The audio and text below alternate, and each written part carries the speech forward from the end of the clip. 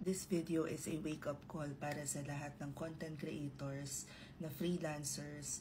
Hope that we learn how to respect privacy.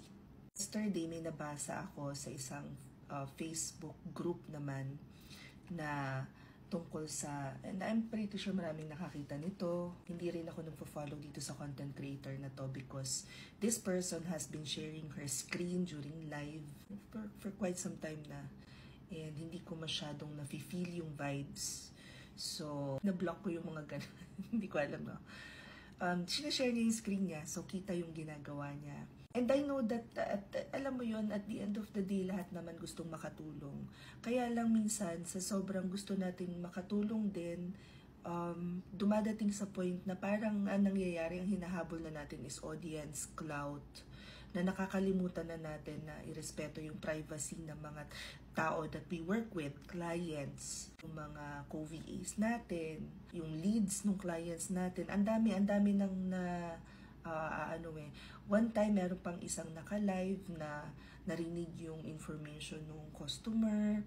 And ang masama pa nito, ito yung din yung sinabi ko doon sa video sa pinag-komenta ni Konichi na kaya hindi ko na kino-call out, hindi na ako pumapasok sa live, hindi ko na sinasabi na, huy, may mali doon sa ginagawa mo. Hindi ko na kino-correct yung tao because ang tendency ng mga tao na yun is parang magmataray pa, magmatapang. Yung what's the point? Layang ng oras ko sa'yo. However, lang ako yung nakakapansin, napakaraming ng tao na nakakapansin na alam nila na mali yung ginagawa nitong nagla-live na to. Now, here's the problem. Hindi lang naman mga taong gumagamit ng utak or marurunong ang nanonood ng live. May mga tao na akala nila tama yung ginagawa nitong taong to kasi you're positioning yourself as the expert or you know what you're doing. So iniisip na itong mga tao na to na, uy, good, may nagpo-posto ng trabaho, eto pala yung dapat kong gawin. To a point na hindi na nila alam na mali yung ginagawa mo. So you're influencing people to do something na mali.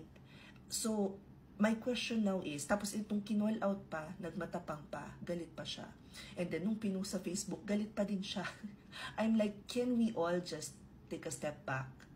And na sometimes, we're probably wrong. At some point, magkakamali ako and I would appreciate if people will call me out if I am wrong and correct me because that's a learning curve. Diyan ako gumagaling eh. Pagka kinokorek ako, doon ako natututo. Mali ako. Let this be a learning lesson for me. Let me do better. Yun lang.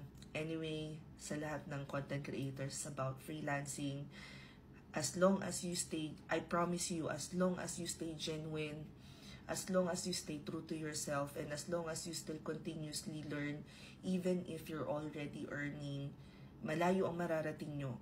Instead of aiming for malaking sahod, aim for sustainability because freelancing does change lives. Yun lang. Bye.